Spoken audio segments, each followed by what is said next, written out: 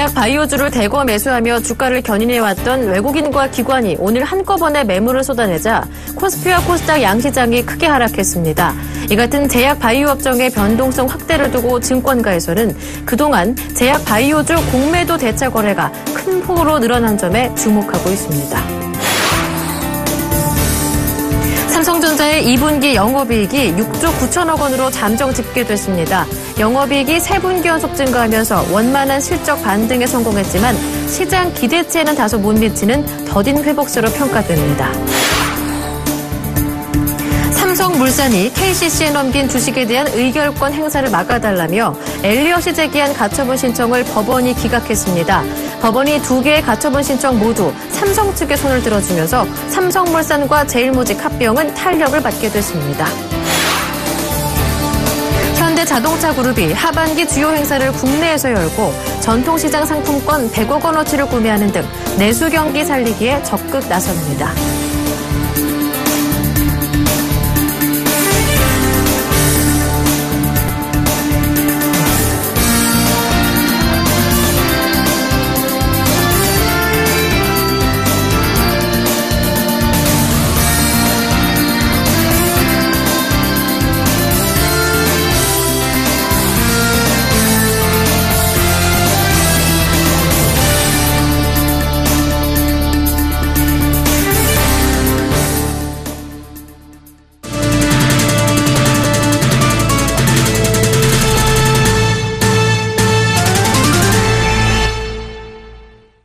여러분 안녕하십니까? 7월 7일 화요일 센 경제 현장 오늘의 주요 뉴스입니다. 오늘 코스피 코스닥 양시장에서 제약 바이오주의 주가 폭락이 이어지면서 시장이 크게 하락했습니다. 그동안 주가 상승을 견인하던 외국인과 기관이 차익 실현에 나서는 등 동시에 공매도 물량을 쏟아내고 있다는 분석입니다. 보도에 이보경 기자입니다. 그동안 제약 바이오주를 대거 매수하며 주가를 견인해온 외국인과 기관이 오늘 한꺼번에 주식을 매도했습니다. 코스피에서 제약 업종은 12%, 의약품 업종은 13% 넘게 폭락해 증시 하락을 부추겼습니다. 코스닥에서도 제약주가 8% 넘게 급락했습니다. 한미사이언스가 가격 제한폭까지 밀리는 모습을 보였고 일양약품이 26% 이상 급락했습니다. 또 코오롱 생명과학, 에스텍파마, 랩지노믹스 모두 20% 넘는 낙폭을 보였습니다. 이렇듯 제약 바이오주가 급락세를 연출하자 코스피 코스닥 양시장은 크게 출렁였습니다. 코스피 시장은 어제에 이어 오늘도 0.66% 하락했고 코스닥 시장에서의 충격은 더 컸습니다. 코스닥 시장은 3% 가까이 하락하면서 9개월 내 최대 낙폭을 기록했습니다. 메르스 여파로 실적 저하가 예상되는 화장품주도 2분기 실적 발표를 앞두고 일제히 약세를 보였습니다. 대장주인 아모레퍼시픽은 10% 넘게 급락하면서 장을 마감했습니다. 이 같은 제약 바이오 업종 변동성 확대를 두고 증권가에서는 그동안 제약 바이오주 공매도 대차 거래가 큰 폭으로 늘어난 점을 주목하고 있습니다. 기관과 외국인이 주로 사용하는 금융 방식인 대차 거래는 주식을 빌려 거래한다는 의미로 대차 거래가 많다는 것은 주가 하락을 전망하는 사람이 많다는 것을 말합니다.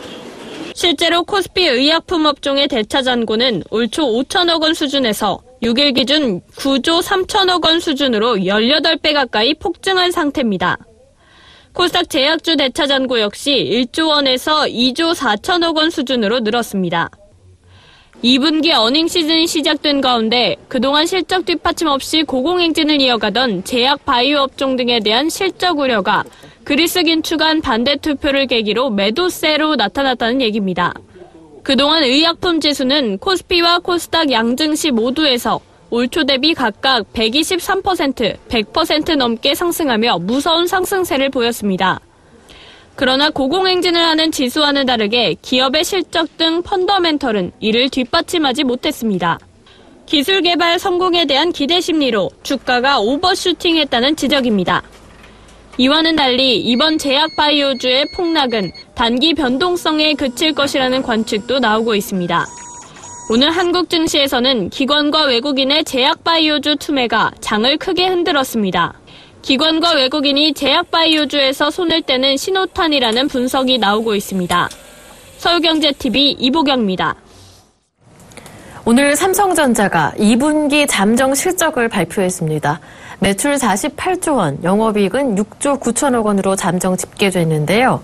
지난 분기보다 영업이익과 매출이 모두 오르는 등 완연한 회복세를 나타낸 것으로 분석됐습니다. 정창신 기자가 전합니다.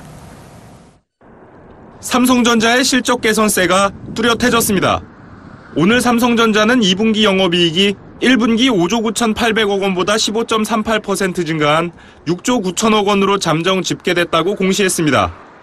매출액은 48조 원으로 올해 1분기 47조 1,200억 원보다 1.87% 증가했습니다. 삼성전자 실적은 지난해 3분기 4조 600억 원으로 바닥을 찍은 이후 작년 4분기에 5조 2,900억 원, 올해 1분기에 5조 9,800억 원에 이어 2분기까지 연속 개선 흐름을 보였습니다. 하지만 2분기 실적은 시장의 기대에는 미치지 못했습니다. 금융정보업체 YGFN이 지난 2일 집계한 23개 증권사의 영업이익 전망치 평균인 7조 1,749억 원보다 저조했습니다. 특히 스마트폰 갤럭시 S6와 S6 엣지 출시로 2분기에는 8조 원대 영업이익도 가능하지 않겠느냐는 전망까지 나왔으나 실제 판매 실적이 기대에 미치지 못한 것으로 관측됐습니다. 지난해 3분기 이후 4분기부터 올 1분기까지 V자 반등에는 성공했지만 스마트폰 판매 부진 등 시장의 기대에는 크게 못 미치는 그런 실적을 내놨습니다. 부문별로는 반도체를 포함한 부품 부분이 디램과 낸드 플래시의 수요 덕분에 1분기에 이어 실적 호조세를 지속했습니다. 1분기에 적자였던 시스템 LSI 사업도 2분기에는 흑자 전환에 성공한 것으로 추정됐습니다. 그동안 취약했던 비메모리 사업이 본격적인 반등의 계기가 될 것으로 전망됩니다. 스마트폰 사업을 맡은 IT 모바일 부문은 작년 3분기 1조 7,500억 원으로 저점을 기록한 이후 4분기 1조 9,600억 원, 올 1분기 2조 7,400억 원으로 올라 애초 2분기에는 3조 원을 쉽게 돌파할 것으로 기대했습니다. 그러나 2분기 실적은 3조 원 안팎에 있거나 3조 원에 약간 미달할 수도 있을 것으로 예상됐습니다.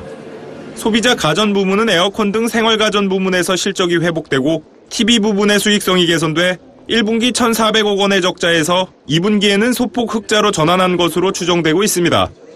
오늘 주식시장에서 삼성전자 주가는 전일 대비 0.81% 오른 124만 원으로 장을 마쳤습니다.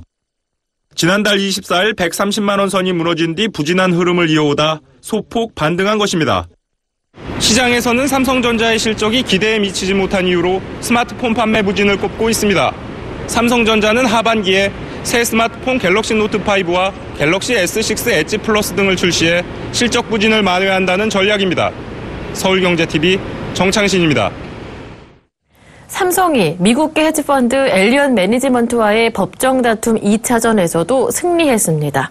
오늘 서울중앙지법 민사합의 50부는 엘리엇이 삼성물산과 KCC를 상대로 낸 삼성물산 자사주 매각금지 가처분 신청을 기각했습니다.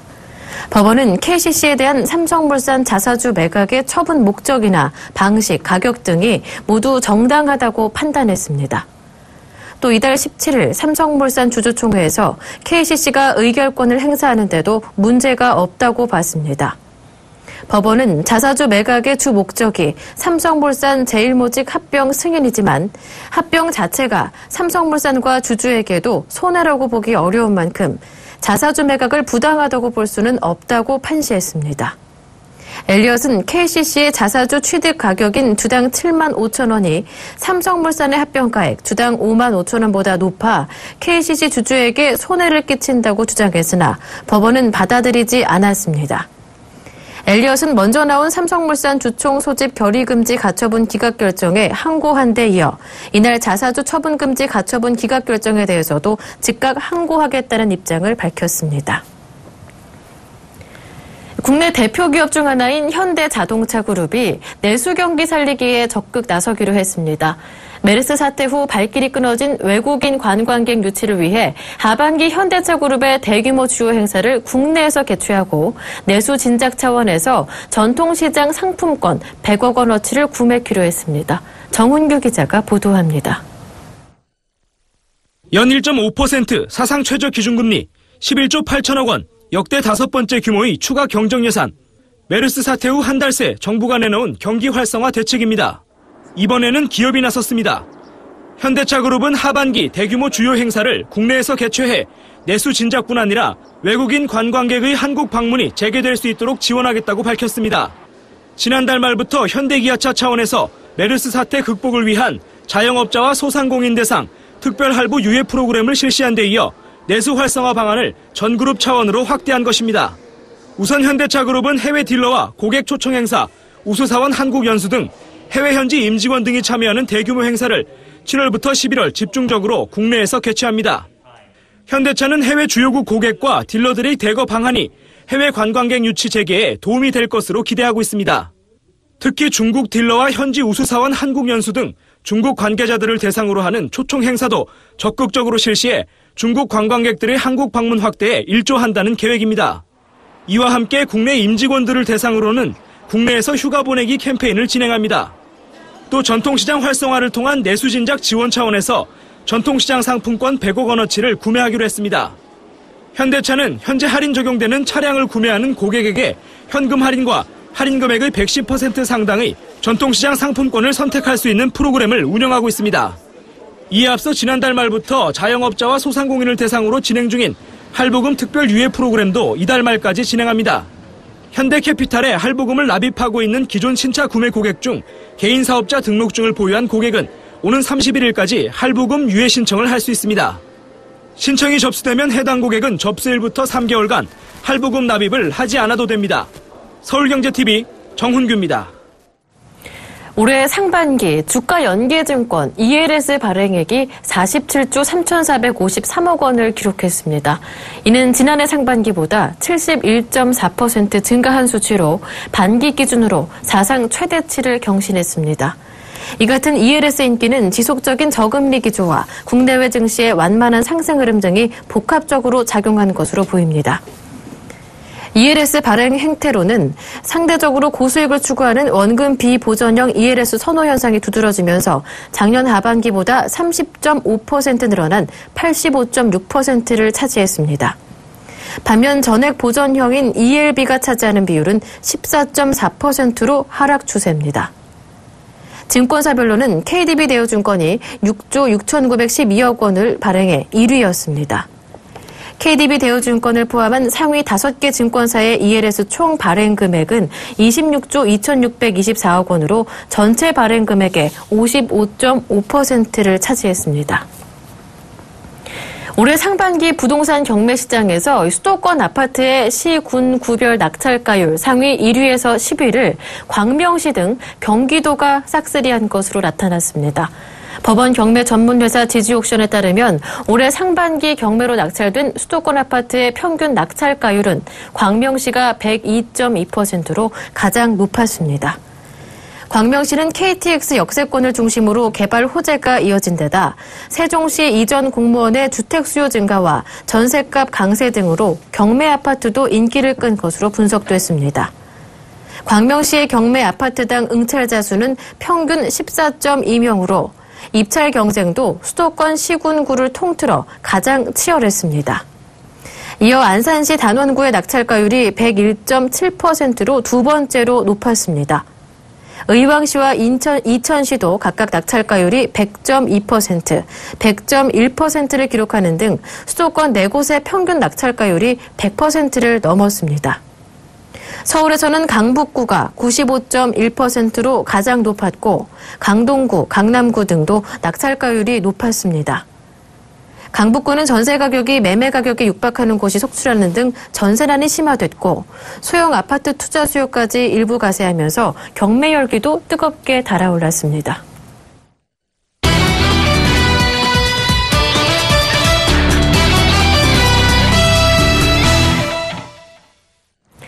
1%대 저금리 시대가 계속되자 고수익 자산으로 투자자들의 발길이 움직이기 시작했습니다. 은행 속 안전한 예금에서 위험한 고수익 금융상품으로 넘어가는 이른바 머니무브가 시작된 건데요. 자세한 이야기 보도국의 양한나 기자와 함께 자세하게 알아보겠습니다. 안녕하세요. 네, 안녕하세요. 네, 계속되는 저금리에 지친 투자자들이 머니무브를 하고 있다는데 이 용어부터 알아볼까요? 네, 머니무브는 쉽게 말해서 안전자산에서 위험 위험자산으로 넘어가는 것을 말합니다. 말씀하신 대로 지속되는 저금리 때문에 더 이상 정기예금, 그러니까 원금 보장형 예금으로는 수익을 내기도 어려울 뿐더러 물가가 상승하면 이 정기예금 수익률은 오히려 마이너스로 넘어가게 됩니다. 그래서 안전제일주의를 고집하던 자산가들도 주식과 펀드, 수익형 부동산 이런 위험하지만 수익률이 높은 금융상품으로 이동하는 조짐이 보이고 있다는 거죠. 네. 그렇다면 요즘 특히 인기를 끌고 있는 상품은 어떤 것들이 있나요? 네, 인기를 끌고 있는 고수익 상품으로 눈에 띄는 거는요, 채권 혼합형 펀드입니다. 이 채권 혼합형 펀드는 자산의 대부분을 국공채에 투자하고 20에서 40% 이내로 가치 배당주에 투자해서 수익을 내는 건데요. KB 자산운용에 따르면 이 채권 혼합형 펀드의 상반기 신규 자금이 1조 원이 넘게 들어왔다고 합니다. 그만큼 빠른 성장세를 보이고 있는 건데요. 이 채권 혼합형 펀드는 주식형 펀드에 비해서 상대적으로 좀 덜 위험하기 때문에 인기인 것 같습니다. 주식형 펀드의 경우에는 자산의 최소 60% 이상을 주식에 투자하는 훨씬 공격적인 상품이거든요. 이거 관련해서 유한타증권의 김우정 연구원 코멘트 주셨습니다. 5월 중순부터 6월 중순까지 금리 인하 이후로 채권 혼합형으로 지금 자금이 들어가면서 아무래도 그 투자자들이 리스크를 좀 테이킹하는 경향이 나타났습니다. 네, 그런데 계속해서 변동성이 커지고 있기 때문에 이 추세가 언제까지 갈지는 또 두고 봐야 하는 실정입니다. 네. 하지만 아직까지는 잘 와닿지는 않는데요. 그렇다면 채권 혼합형 펀드에 돈을 넣었을 때 예금 금리보다 훨씬 더 큰 수익을 얻을 수 있다는 말씀이신 거죠?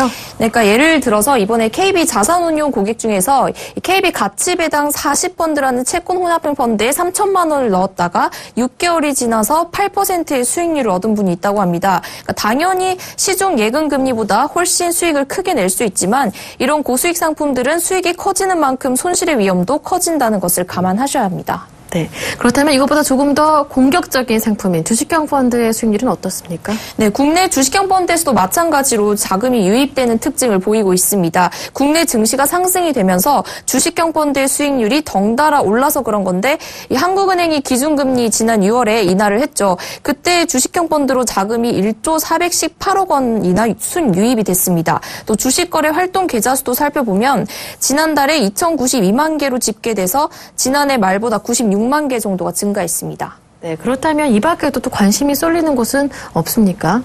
이 밖엔 또 증권사의 자산관리 서비스에도 돈이 몰린다는 소식이 들립니다. 이 삼성증권에 따르면 삼성증권의 종합 자산관리 서비스인 팝 UMA 가입 잔고가 2조 원을 돌파했습니다. 바로 50일 전에 1조 원 돌파에 이어서 2조 원까지 올라간 건데 엄청난 인기몰이를 하고 있는 것입니다. 그만큼 투자자들의 갈등이 크다는 의미로도 해석을 할 수 있습니다. 네, 지금까지 보도국의 양한나 기자와 함께 자세한 이야기 들어봤습니다. 고맙습니다. 네, 감사합니다.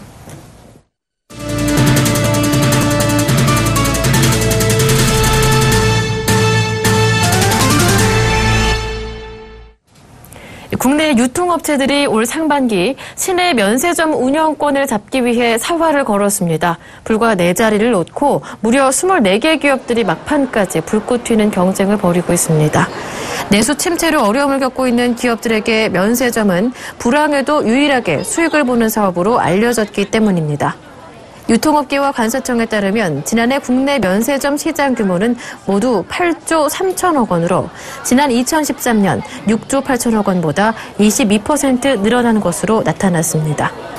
면세점 시장 규모는 매해 2자릿수 안팎의 성장세를 보이고 있습니다. 이처럼 면세점이 황금알을 낳는 거위로 떠오른 것은 일본, 중국인 관광객이 크게 늘어난 최근 10년 사이의 일입니다.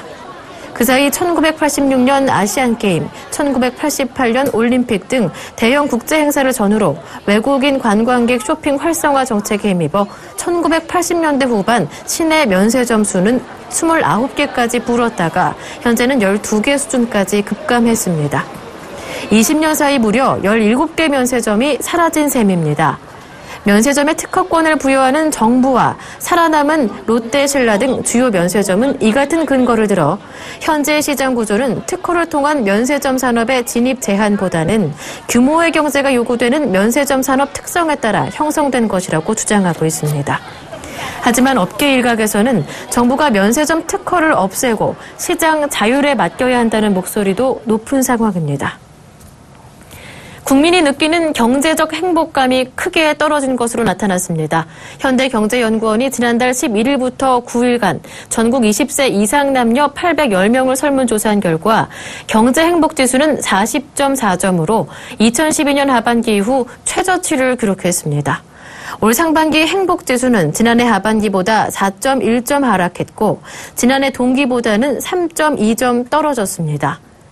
이번 조사에선 경제적 평등이 20.2점, 경제적 불안은 29.0점을 얻는 데 그쳐 전체 행복지수를 끌어내린 것으로 나타났습니다. 직업별로는 고용 안정성이 비교적 높은 공무원의 경제적 행복감이 48.7점으로 가장 높았고 경기 변동에 민감한 자영업자의 행복감은 36.1점으로 가장 낮았습니다. 나이가 많아질수록 경제적 행복감은 떨어져 20대가 45.6점으로 가장 높았고 60대 이상이 31.9점으로 가장 낮았습니다. 미래의 경제적 행복감을 예측하는 지수인 경제행복 예측지수는 100점 만점에 57.3점을 기록해 역대 최저치를 기록했습니다. 그리스 사태를 논의할 유로존 회의를 앞두고 긴장감이 고조되고 있습니다. 유로존 정상들은 현지 시간으로 7일 벨기에 브뤼셀에서 긴급 정상회의를 열고 그리스 정부의 제안을 논의합니다. 이에 주 채권단인 독일과 프랑스 정상은 유로존 정상회의를 앞두고 프랑스 파리에서 사전 조율 작업을 했습니다. 이들은 그리스에 협상의 문이 열려 있다며 믿을 만한 제안을 내놓으라고 촉구했습니다. 국민투표로 재신임을 받은 그리스 정부도 사전 정지 작업에 속도를 내고 있습니다.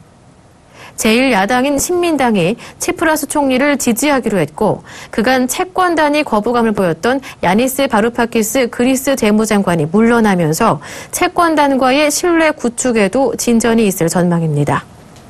협상장에서 그리스는 IMF 보고서의 분석을 토대로 채무 탕감 내용을 의제로 올릴 것으로 전망됩니다.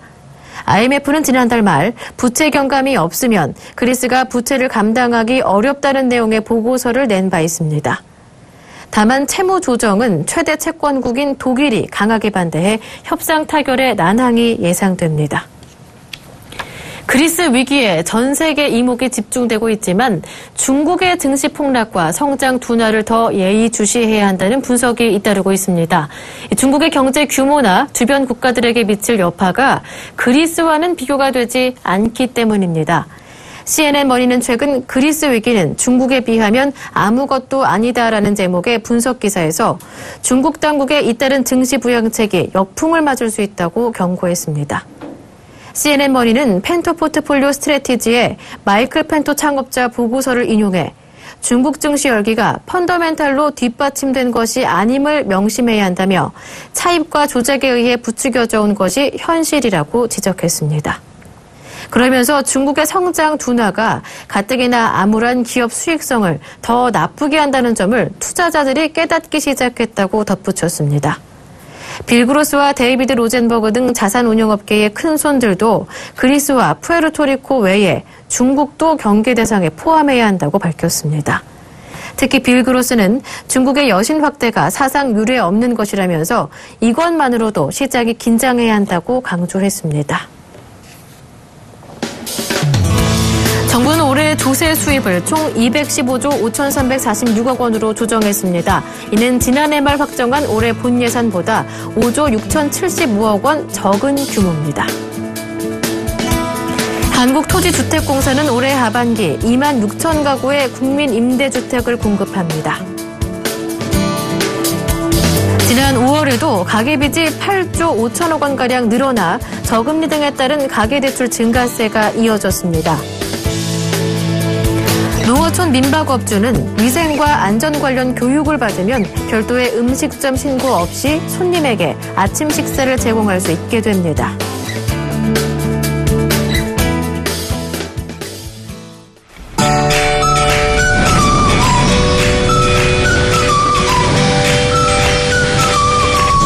안녕하세요. K웨더 라이프스타일 예보 박일아입니다. 내일은 드디어 서울과 경기, 강원도에도 비가 내리면서 전국에 장맛비가 내리겠습니다. 또 비가 오면서 더위는 대부분 지역에서 다소 누그러지겠습니다. 현재 장마 전선의 영향으로 충청 이남 지역에 비가 내리고 있고요. 제주도와 남해안은 시간당 20mm 이상의 강한 비가 내리고 있습니다. 또 남부지방으로는 돌풍과 함께 천둥, 번개가 치는 곳이 있어 주의하셔야겠습니다. 한편 비가 기다려지는 서울, 경기, 강원 지역은 오늘 늦은 밤부터 내일 아침까지 약하게 빗방울만 지나겠습니다. 이번 비도 역시 남부지방에 집중될 것으로 보이는데요. 모레까지의 예상 강수량은 제주 산간과 남해안으로는 150mm가 넘는 비가 오겠고요. 충청과 남부는 20에서 최고 80mm의 비가 예상됩니다. 다만 서울 등 중북부는 내일 오후부터 5에서 20mm의 적은 양의 비가 오는데 그치겠습니다. 한편 3개의 태풍이 북상 중인데요. 그중에서도 9호 태풍 차놈이 금요일 타이완 북부를 스치듯 지나 주말쯤에는 중국 남동부 연안으로 상륙할 가능성이 있습니다.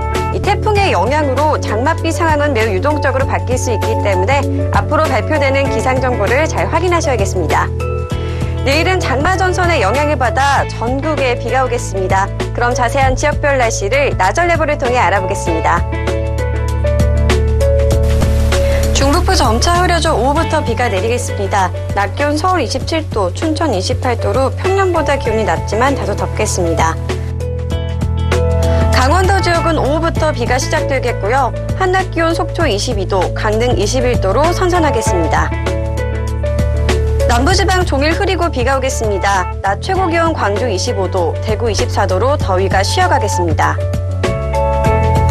바다의 물결은 남해상에서 최고 4m로 일겠고요. 그 밖의 해상은 0.5에서 2.5m로 일겠습니다. 장맛비는 목요일에 대부분 그치겠고요. 이후 가끔 구름 많은 가운데 더운 날씨가 이어지겠습니다. 한편 또 장마전선의 영향으로 일요일에는 충청 이남지방에, 다음 주 월요일에는 전국에 또 한 차례 비가 내릴 전망입니다. 날씨였습니다.